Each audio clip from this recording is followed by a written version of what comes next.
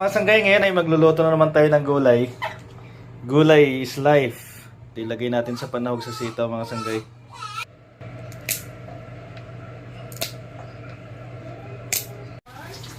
Lutuin.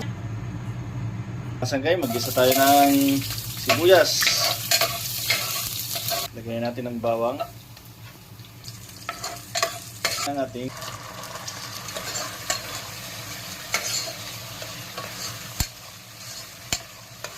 lagyan natin ng sitaw. Lagyan natin ng toyo. Lagyan natin ng oyster sauce. Lagyan natin ng pampalasa. Lagyan natin konting tubig. Haluin lang natin mga sanggay. Ang bango na. Nangangamoy gulay. Mga